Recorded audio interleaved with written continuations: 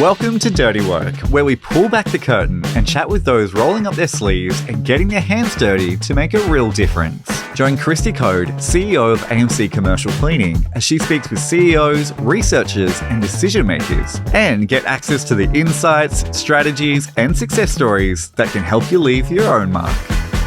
My guest today is Brett Sweetman. Brett is the General Manager of the Park Hyatt Auckland, one of New Zealand's most prestigious luxury hotels.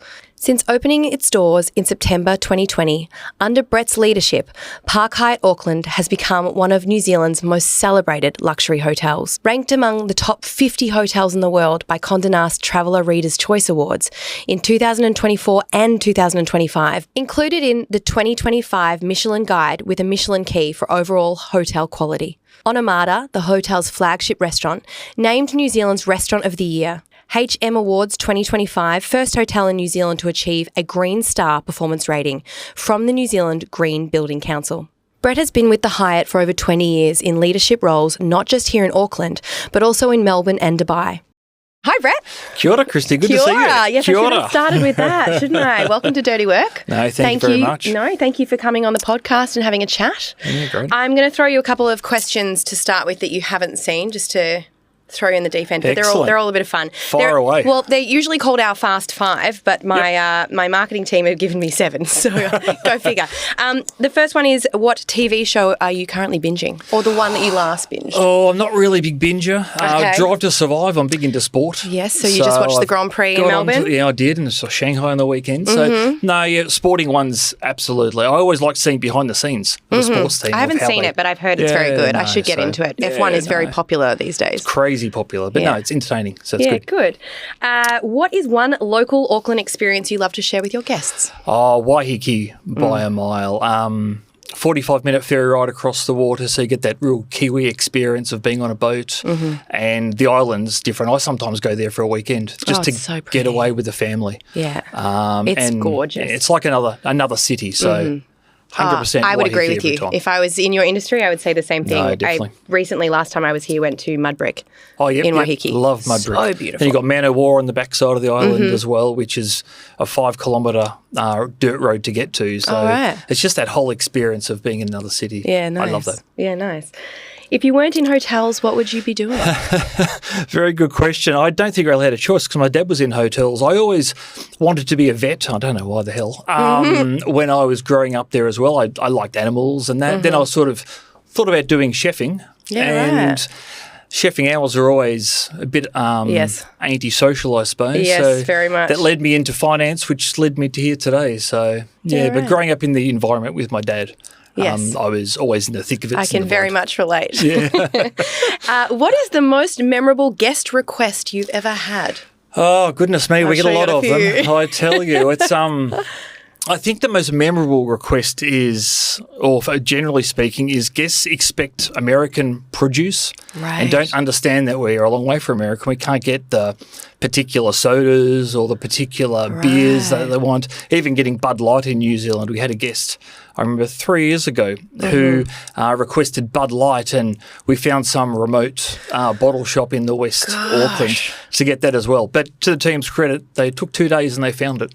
Wow. So I mean, that's a tamer request than I thought. I thought you were going to give me something wild. I'm sure you've had many experiences. It's the start of the podcast, so we'll catch start up early.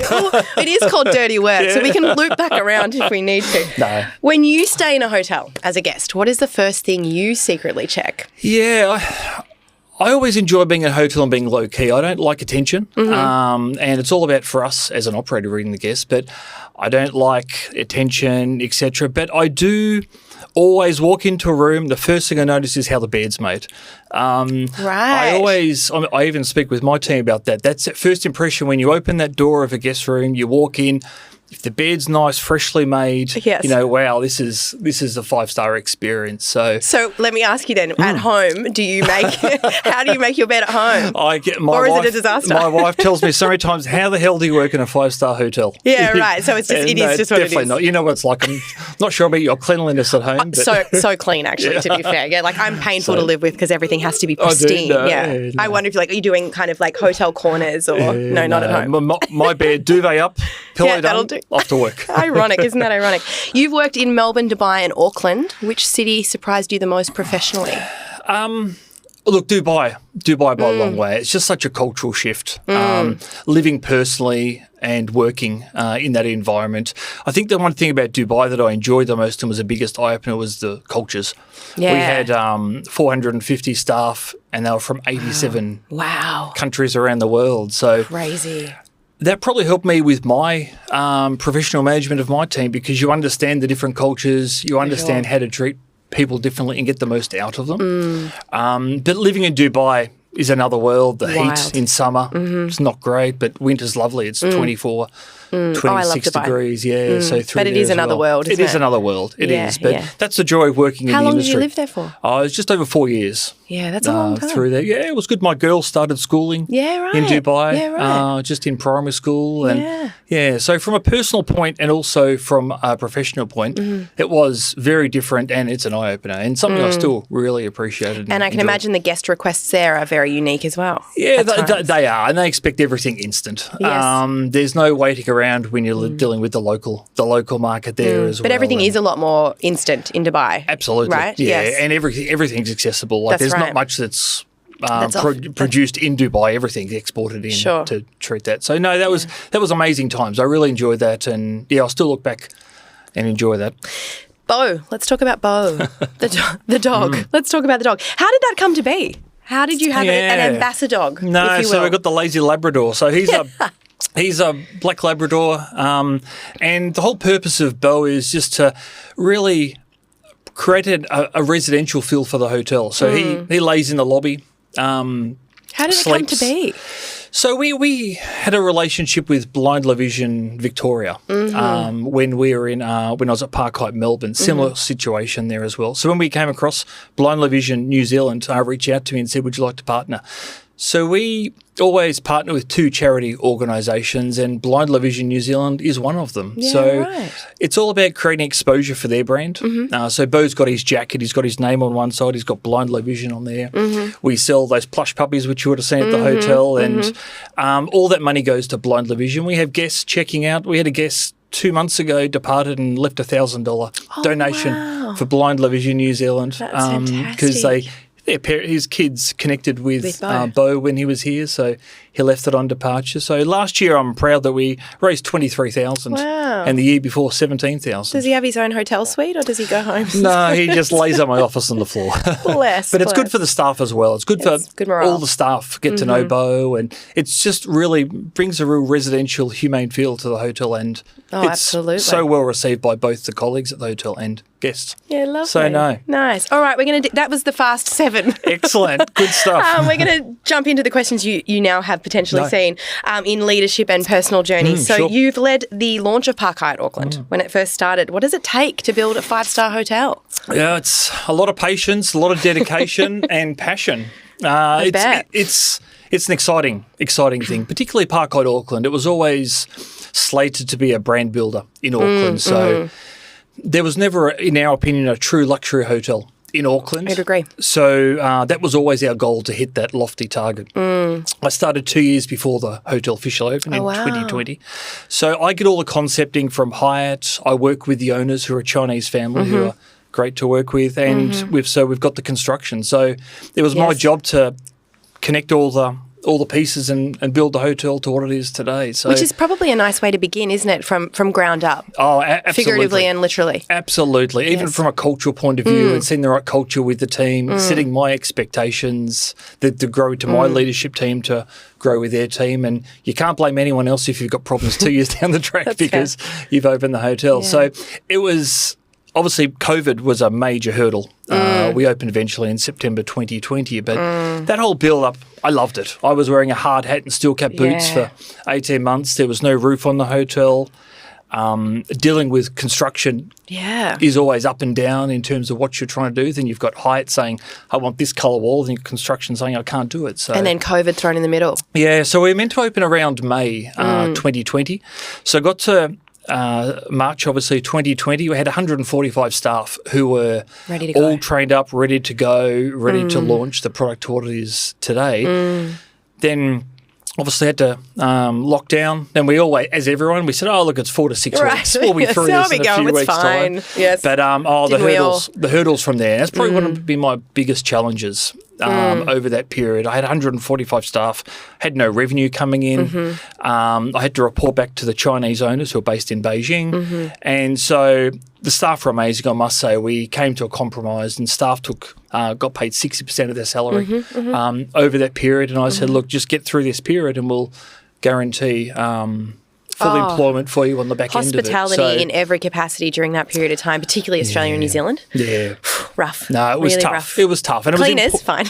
Yeah, no, we were needed. I know. I was going to say nice. you had the business. It was nice to be wanted. Yeah. No, it was great from our side, but man, all hospitality venues, it's a relationship between the staff and the management team to find the sweet spot and just work through that period. But it was bloody hard. Tough. So we opened up eventually in September 2020, and the hotel was geared to be international. Guests through there as well, so we had no international guests for the first 18 months. Did you do some, like, I wonder if in downtime such as that, and you probably haven't had any since, but do you do kind of like, and I know they do it in Dubai, that if you're a resident or permanent resident of that country, you can have kind of like staycation rates? Yeah, well, we did. We wouldn't normally, but over that time we had to pivot so much because we had to work out cash flow. We just had to, and get the rooms used as well, because a new hotel, you have to test all the services of 100% occupancy, water, etc. So we had a lot of amazing rates, and guests even speak to me now and say, "God, I wish I paid $300 back in 2021. We're paying $700-800 now." So it was a time when we had to pivot, and I think the hardest thing for me is, and everyone, we hadn't been through a situation like that. So I had my team asking me how to get through things, and you just don't know how to answer it. No, you don't. No, you don't. So you just got to really just back yourself, I suppose, and really work with the team and understand where you want to get to. But challenging times, but it's great. In hindsight, it was good to go through it, because who would have ever thought we would have been in that situation? It's crazy. So I know, I hear you. You've stayed with the Park Hyatt for over 20 years. Yes. What has made you stay with Park Hyatt for so long? It's a great product. I like that luxury space. I like the Park Hyatt product because generally it's a smaller room count, like 195 rooms. Okay. So we get to give a lot more personal experience for the guests. We get to know our guests. Every day I'm meeting 5 to 7 guests upon arrival, whether they be regulars, whether they be new guests coming into the hotel through there. If you're working for a bigger hotel, those hotels are a bit more of a production, I suppose, because you've got big groups coming through, check them in, check them out, and you can't do that as well. Personalised service. And we've got 51 hotels currently, 51 Park Hyatt hotels currently around the world in great locations. So there's always good opportunities to move. There's always good opportunities to learn and grow. And I think when you're at our end of the market, the expectation of the guest is high, and that's the challenge that I like. They come with high expectations. They've got to leave satisfied. And let's call it a stay at a hotel isn't their expectation. You need to give them more. It's a unique experience. It's how you know their preferences. So it's good. It's challenging for me, and it challenges the team on a daily basis. So it's a great brand. What is a leadership habit that's had the biggest return on investment for you? Yeah.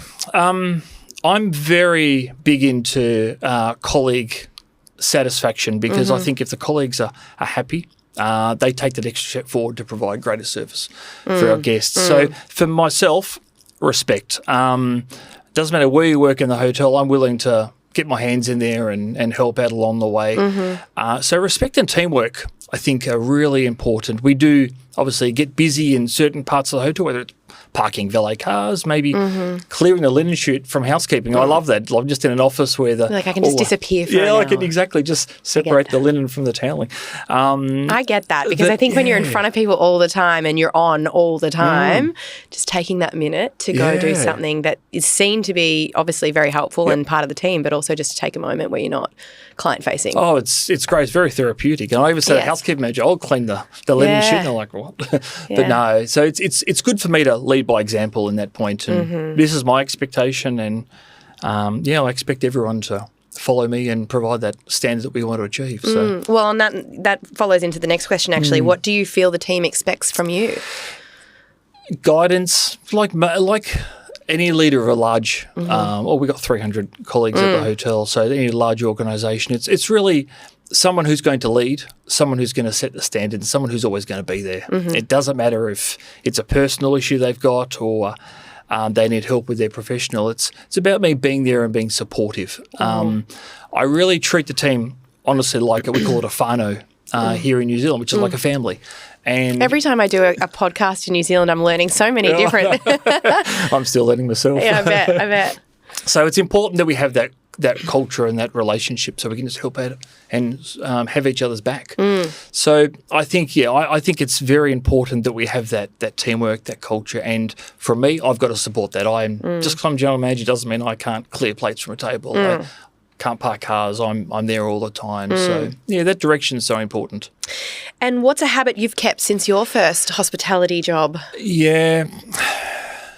Respect, I think, so important. And my first hospitality job, gosh, when I was 18, I had 2 jobs working as a waiter, for example, and I always respected my colleagues that I was around. And now as a general manager, I always respect the team. I try to remember all their names, and I'm sure I get a few wrong, but it's important for me to have that respect for what they do and that appreciation for what they do, because without them, I can't produce what I want to do. Well, you also hope that that's mirrored in how the guests treat your team. Yes. Because hospitality can be one of those places where people forget to respect the people that are, doing all these experiences for them. Yeah, absolutely. So you hope that that's mirrored. It's true, and it's always a two-way street, isn't it? Like, if our guests, it doesn't matter where they're from or what their expectations are, we can't be disrespectful towards them, because it's not going to come even though there's probably times you want to. I'm sure there is. You mentioned your father. You was also in this industry. Yeah. Watching your father lead, how did that teach you about managing people? Why did that make you hungry for this industry? Tell me a bit about that. Yeah, so I was born in Adelaide. And you got out of there quickly. Thank goodness. I love Adelaide, actually. It's good for a weekend. No, it is good. It's good for 48 hours. Then you leave. Yeah. Okay. Sorry, Adelaide. We love you. Yeah, no, we love Adelaide. So when I was 5, we moved to Melbourne for Dad's work. Dad moved from hotels from Adelaide to Melbourne. So that transition, he was looking after the Windsor Hotel, which is currently the iconic building up in Spring Street. But we used to go out as a family to a lot of restaurants, and Dad used to, I never forget, they had a hold up at one of the, Dad moved in hotels and he moved into operating pubs around Victoria as well. And I clearly remember now they had a hold up one night, and there were gunshots and everything. And I said, Dad, I want to go. I want to see this and everything. Wow. So it was after the event, obviously. Yeah. And what is it? Fight, flight, or freeze? And you're like, no, I just want to run in there. I just want to get in there and see it. So I just run away. I was about 10, I suppose, through there. But I saw my dad go into that situation where, and it all happened. So it was in the aftermath. But how he went in there and he spoke to all the staff, he cared for the staff. Is everything okay with you? And I remember still big bullet holes in the window and everything there as well. But my dad was just so calm, and was out in Croydon, just so calm in dealing with that situation and just do that. And he cared for the staff. And I look back at that and I go, wow, that is what you need to do. It comes back to that whānau, it comes back to that family relationship, and people have gone through a traumatic situation. They look to you to steady the ship. And then we have to give them that guidance to make sure they whether you feel come it or back not. to work. Yeah, exactly Duck right. on water. Yeah, exactly right. So so my dad's always he's always taught me that respect side of it. Respect the team, and don't be above and beyond doing anything. You work in a hotel, and it doesn't matter if you're a general manager, if you're a cleaner, front desk manager, or housekeeping. Exactly right. We're all there with one purpose. So no, that's really still true to me over those days. Nice. And you've said you try to know all staff by name. So, and that's fantastic. Why is that so important to you? It's that personal touch. Look, at Hyatt, we really try and live and breathe by, we care for people so they can be their best. And by me knowing the staff by their name, knowing if they went away on a holiday, how was your trip to Vietnam, or maybe they've got a family member who's in hospital, or etc. And how's everything? You don't want to be too personal, but you want to connect with them as well. I find it very useful, because if I have that two-way respect, they'll go above and beyond. It's all about us looking after our guests and providing that high-level service. And if I ask for someone to do something, I'll help them do it. But it is that respecting. I believe you get a better respect from people if you know them. Kristie, how are you? How's your family? How was your holiday? It's Totally as opposed to, how are you today? Yeah, okay. what was your name again? Yeah, exactly right. Yeah. And I saw that a lot Good in to see Dubai. you. Yeah, and Yes. and it really resonated with me when I was in Dubai. Because in Dubai there's a lot of egos, a lot of big personalities there, and I just saw some people treat some of the staff, and I thought, you know what, that's not right. Okay. So yeah, it's resonated with me since there as well. So. And how do you protect culture when you are growing so rapidly, or things get busier, or the business is doing so well? How do you protect that? Great point. So I've got probably two key stakeholders in that hotel. I've got Hyatt. And I've got my Fuwa Investments, my owner, based out of Beijing. And at the end of the day, we're in business. We want to drive the bottom line. We want to do that as well. But I'm very conscious of understanding what the culture is of the hotel, but not getting it too muddied by that those external voices that we've got coming in asking me to push harder. So I think with the culture there, culture is so important, number one, but I try and keep it together and try and get rid of those external noises for the team in general. And as I said before, 300 staff, they all don't want to be unhearing the stuff that I'm dealing with my Chinese owner. So I do keep them very separate. I do discuss that with my leadership team, but when I'm dealing with the team in general, that culture is so important that we keep that right. Like today,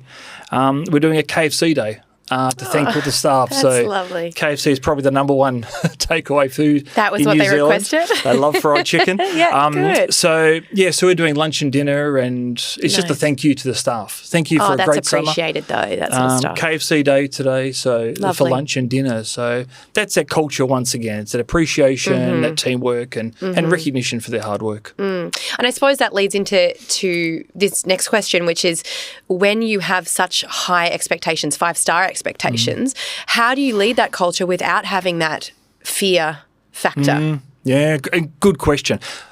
I have high expectations. My leadership team, my executive chef, my director of rooms, even sales and marketing, the engineering director, we all have high expectations on there as well. So if something does go wrong, you can't come down too heavily on people and beat them up if it's their first time or if they just didn't know as well. So I think those expectations really have to be set.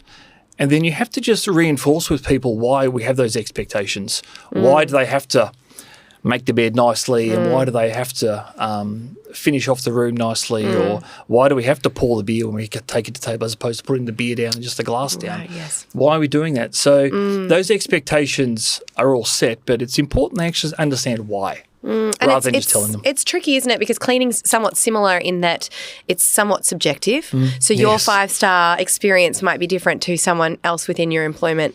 It's 5-star experience. And trying to teach them your version of that. Same with cleaning. Yeah. This is my standard of clean. This is your standard of clean. How do we find that balance? And even with the housekeeping team, I've got a housekeeping manager. He's come from overseas. He has high expectations. He makes the best bed ever. Back to the bed point. Yeah, I would like to see if he does it at home. Next time, him. I'll ask him to make how's your bed next made at home? But his expectations are high, but the training is important. Of course. And once again, we can't put a housekeeper into a job and pull them up on not doing something right if we haven't given them the guidelines to do it. Of course. Training's a massive part of our hotel to get those expectations there, and then just maintaining them. Because we've got guests who travel all around the world. We've got some guests who are in Park Hyatts globally. Well, again, and their expectation will differ depending on the guest. No, absolutely. Yes. Guests and some you'll never keep happy, and some will be thrilled. That's exactly right. Yeah. But training's a massive part of it. Of course. Yeah. And what do you not tolerate, no matter how talented somebody is? Yeah. I don't like people not giving it a go or not attempting to do the right thing there as well. If it's too easy to say, I don't know how to do it, I can walk away. It's like, well, you've got to give this a go. And if you need help, you need to ask for help along the way there as well. So I don't know. I don't like people who give up easily. Okay. Yeah, you've got to have a go and really make it work, no matter where you are. And those invisible roles, housekeeping, cleaning, maintenance, how important are those roles to the guest experience and the 5-star experience? Super important, and they're the most undervalued people. It's okay to see. I know. Oh, do you see? We're me about it. We're sympathising with you. Yeah, I'll get the violin out. But it's okay to see the public-facing colleagues who do a great job meeting the guests, but making sure the housekeeping, the room's ready when you run 100% occupancy. You've got all your guests checking out between leisure time, between 9 a.m. and midday. You've got to turn all the hotel, clean the whole hotel for the arrivals coming in at 3 o'clock. I rely heavily on everyone coming through there as well. And I bet. Even back to HR department, we've got to get the right colleagues in. It's sometimes a tough market to employ people. So I always say to the team, don't be desperate just getting somebody because they're interested in the role. Get the right person. So those back of house areas are so important. And that's another thing I really love about the industry is we've got almost 300 people working together with the same goal. It doesn't matter if you're making a bed, you're checking a guest in, you're cooking the food. It's all part of it. Repairing the air conditioning. We're all playing a part there as well, and we rely on each other. So, very undervalued, the back of house function of the hotel. Yes, but so important because the guests see everything. Absolutely. Or, most of the time they do. Yeah, and when you're paying a premium price, you want a premium experience. Well, that's right, and that hires the expectation all over again, doesn't absolutely. it? No, it does. What's a moment when your team's attention to detail kind of made you go, wow, or is that daily for you? Look, at least 2 or 3 times a week, we do things, whether they're guest experiences or guests blown away where we are wow. Really, I'm very proud. We've got from a service point of view, we've got a dedicated guest relations team. Yeah, right. So we've got 5 people and they'll look after all those VIP requests. They're the ones going after the Bud Light. They're exactly right. With you. All right, I need to go meet them. So whether they're entertainers, artists, actors, VIP guests, even guests coming for a honeymoon or a wedding night. It's very important that if they have any requests, we meet those expectations once again.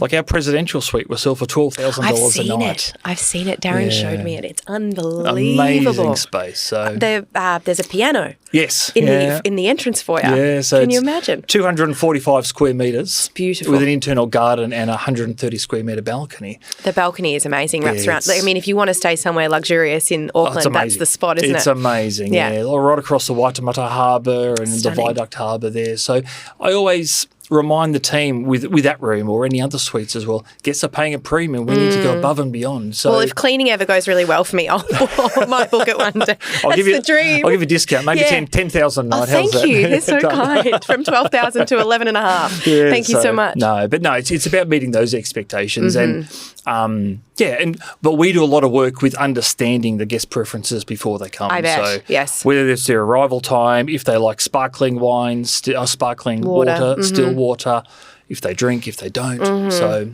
you make sure you have those it ready. wow moments happen a lot, and they should happen a lot because we are considered one of the leading hotels in New Zealand. So, what's a small luxury detail that most guests don't notice but you insist on? It's that pre-work we do before they arrive. We always say luxury is personal with Hyatt. That's our tagline there as well. And it is that personal service. So that dedicated guest service team we put a lot of work into because it's about getting all those details that guests before they walk in through the front door. So if you were to come and stay with us, we reach out to all our guests before they arrive and understand their arrival time.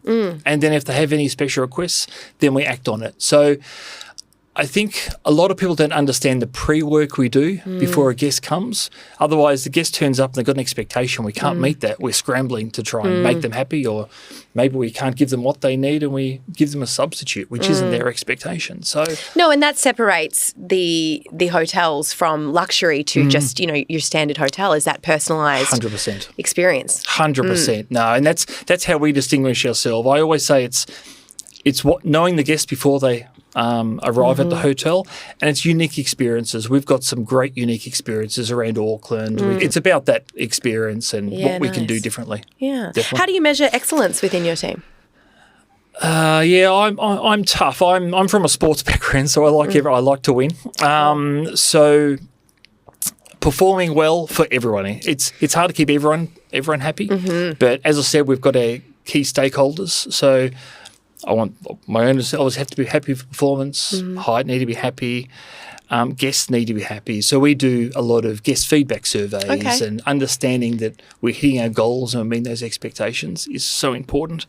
But lastly, it's the colleagues being happy. We do a lot of what we call pulse checks, where we check in with them, and we get employee satisfaction surveys as well. So I put a lot of emphasis onto that as well. So we have a lot of goals, market share also being one of them. So excellence is hitting all our goals and creating a good environment for everyone to work in and driving that guest expectation. I was going to ask, actually, you've led me to another question that's not on here, but with guest surveys, feedback, I would assume it's somewhat similar in cleaning. I mean, hospitality and our industry is quite very aligned, whereby it's very rare that you get positive feedback, in that people tend to just assume it's good, but they're happy to give you the negative. Yep. Does that make sense what I'm trying to say? Absolutely. Like the keyboard warrior of it all, people don't call my team to just say, hey, I really loved the clean last night. That's just the expectation. Yep. So it should just be. Absolutely. But people are more than happy to leave you a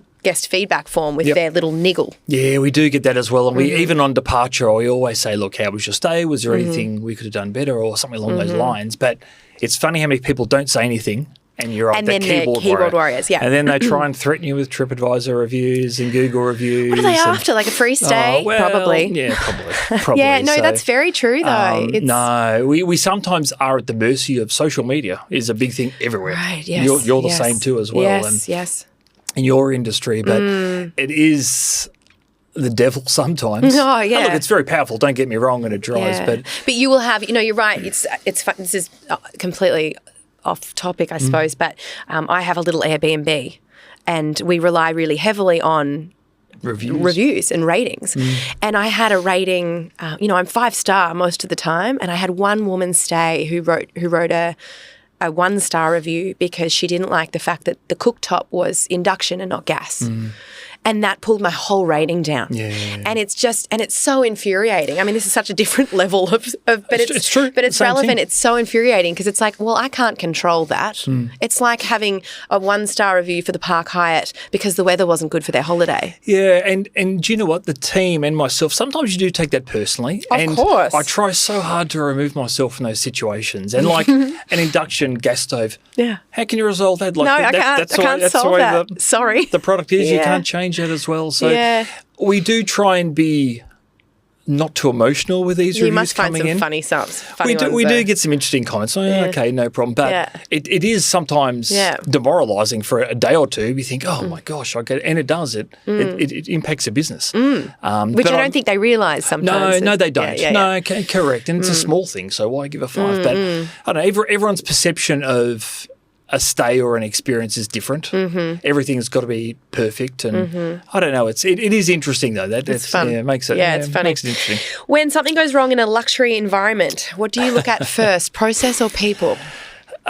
Look, we have a variety of things, whether it be a fire alarm going off and having to evacuate the hotel, which is never fun. I can imagine. Whether it be a service issue. And it always happens in the middle of the night, doesn't it? That's what I always say. It's always 1 or 2 a.m. in the morning. It's never 10. The irony. Yes. Never 10 a.m. Yeah. But whether it's dealing with that or it's a service issue there as well, I have to be calm. If I'm going through that situation, I can't be stressed. I can't be upset. I can't visually show anything on my face. So number one, I'm calm in these situations. And then we do look into the process. We actually understand how it happened. If it's a training issue, if it's maybe we haven't got the right tools in the hotel or the right equipment to do there as well. But it's very important. But I always say if we have an issue, it's how we recover. If we have a hot water issue, maybe the boiler's gone out and everyone wakes up in the morning and they haven't got a hot shower. Never easy to deal with. You have to. It's how you deal with it the next day and how you let the guest know that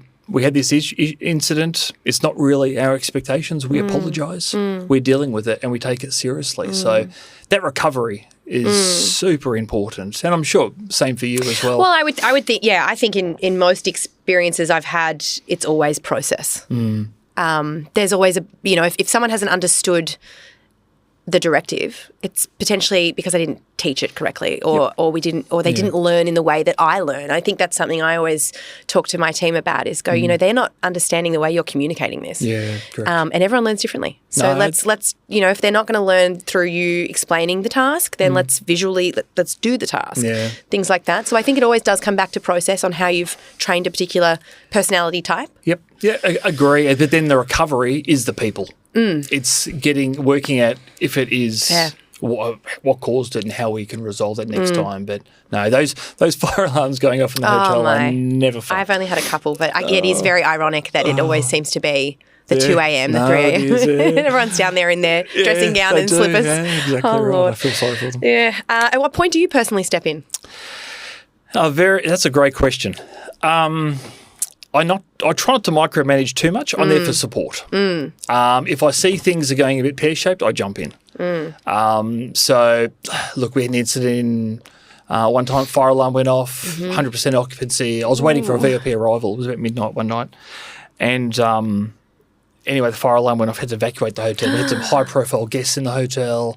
Probably the toughest time I've had at this hotel, actually. And wow, we've got our processes in place where we've got our wardens and we've got the head warden and dealing with that. But just dealing with the people, it was peak season, so everyone's paying $1,000 plus to stay in the hotel.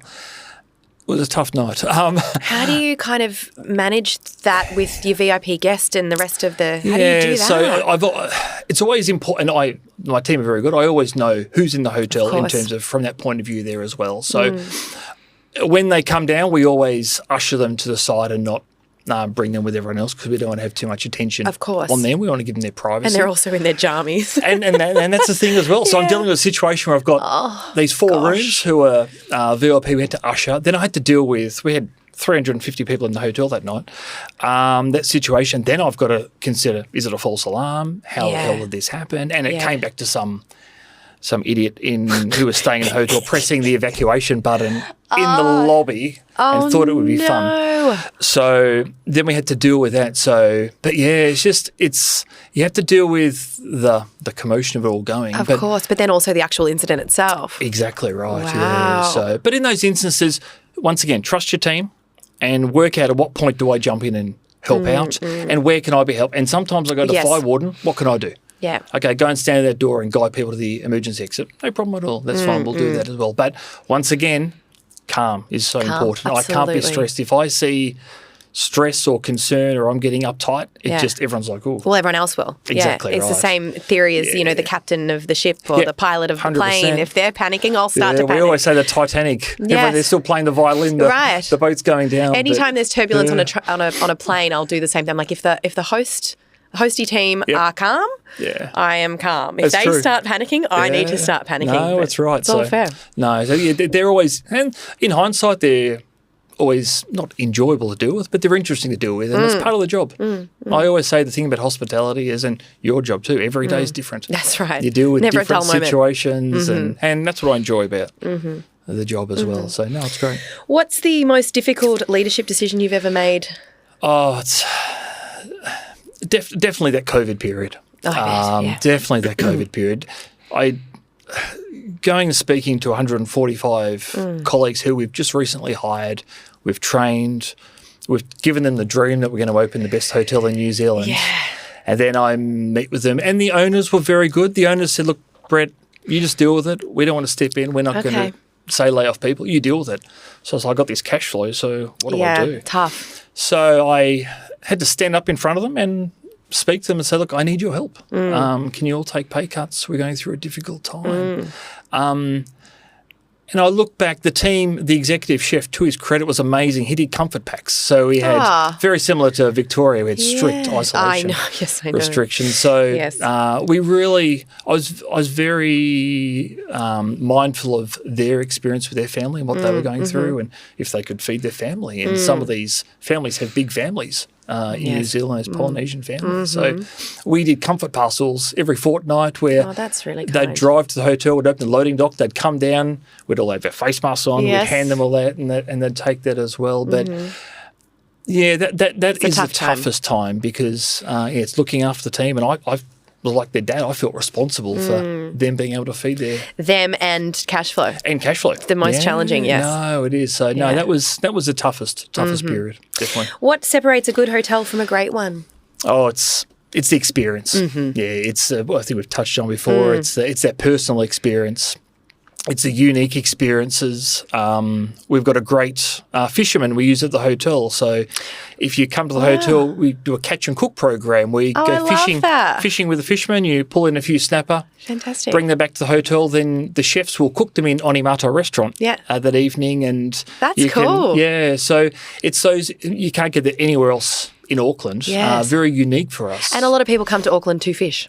Once again, it's that true Kiwi experience, isn't right. it? That's Getting out so on the water, pulling in a snapper, coming back and buying. Oh, and the American tourists would love that too, because they don't get to experience that if they do. Landlocked. Yeah, and the Southeast Asian market, they enjoy their seafood. Yeah. So ticks a lot of boxes and it's really well received. So, no, definitely. How do you personally lift the bar year after year? Yeah, that's another good question. It's without burnout and all the things, right? It's really about evolving as a hotel, staying on top of things, understanding what market trends there are. I really take note of what's happening internationally through there as well. And I say to the team, it's good to be a great New Zealand hotel. I want to be a great international hotel. So I get to travel a few times a year, obviously, see what trends are there.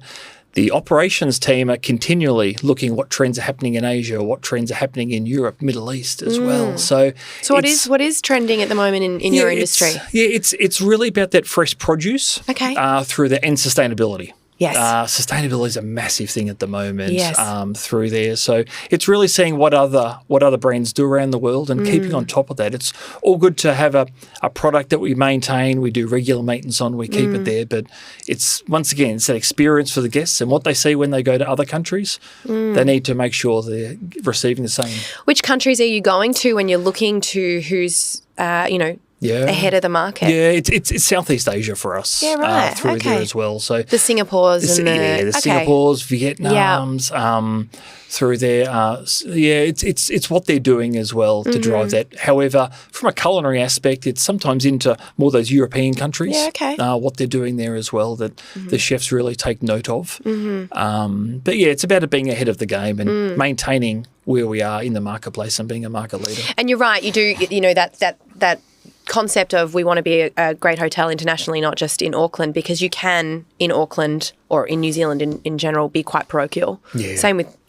Australia, and you forget that there's a big wide world out there. Absolutely. And if your guests are coming in from that big wide world and they go, well, this isn't up to worldwide standards. Yeah, and 75% of our guests are international. Yeah. Full year round. Yeah, right. So it's important. Where's your biggest draw card from? North America is our biggest draw card. It's a direct connectivity into Auckland. There's 5 direct flights from cities in North America into there as well. And the Hyatt brand.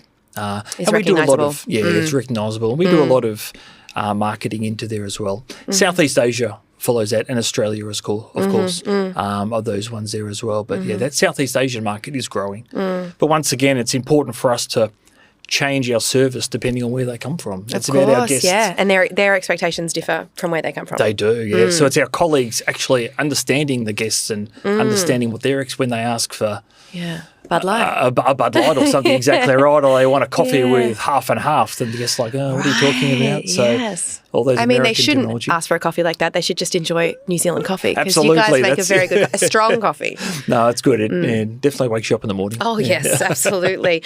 You mentioned sustainability. Talk to me about the 4-star Green Star. Yeah, the Green Star rating we recently received. Talk to me about that. That's amazing. So it's a great achievement. So we're the first hotel in New Zealand to achieve this accreditation as an operating hotel. So sustainability is big for Hyatt globally, with a lot of goals, 2030, etc. But also from the hotel operation, hotels can be seen as a consumption business sometimes, just a lot of wastage, etc. through there as well. So it's always been a focus for us to be sustainable since we opened. We've then taken it a step further last year by getting this Green Star accreditation. So this accreditation took roughly about 14 to 16 months of work to get, and it's a lot of work. Everything from our colleagues coming to works, environmentally friendly, how we deal with our wastage, how we don't oversupply for a buffet, for example, everything around the hotel. There's a big criteria. So there's so much that goes into it. It's never any of these certifications are never just ticks. No, they're not. They are so much to consistently. Yeah, and then that's our challenge now. Yes. We need to maintain this as well. Is that a yearly?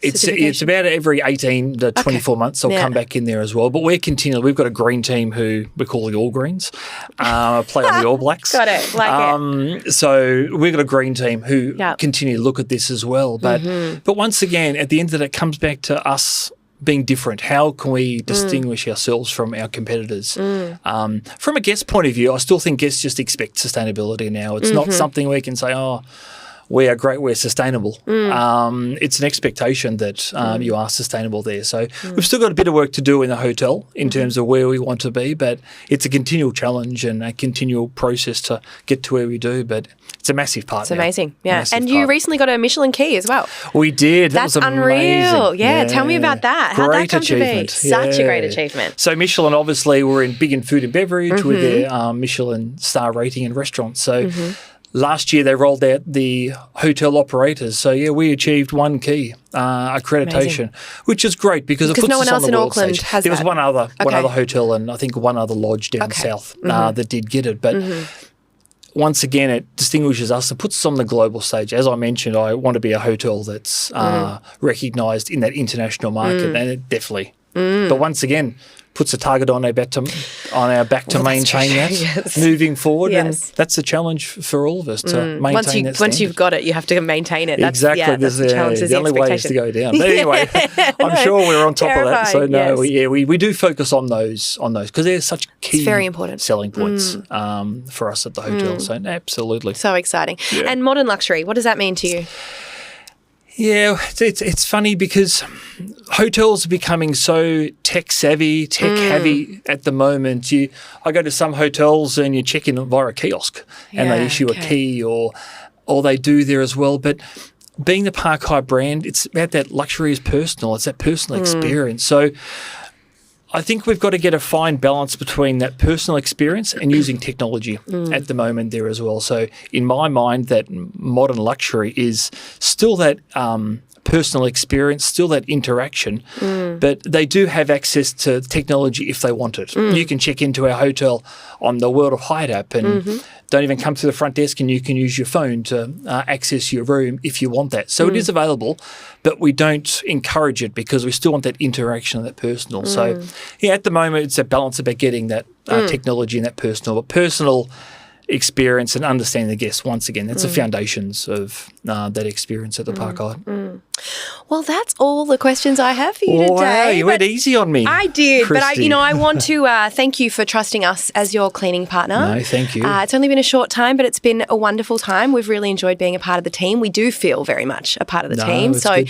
Thank you so much for not only chatting with me today, but trusting us with your cleaning and your team. Once again, they're one of the silent partners who work in the background. And as I always say, it's so important for companies like AMC because it's something that happens in the background. When my team arrive at 7 o'clock in the morning, they just expect everything. The genie's come in and cleaned up everything around the spot there as well. So, that appreciation point is sometimes missed in this industry for yourself and your team, but it is appreciated when the chefs get to work and they're ready to go and the hotel's looking amazing. So, it's so important and it's great to have you on board. Thank you. Thanks. Excellent. Thank you for listening to this episode of Dirty Work. If you enjoyed it, leaving a review helps others discover the podcast. Click follow so you're the first to know about new episodes. And for more information about AMC, their commitment to care, and their commercial cleaning services, visit amcclean.com.au.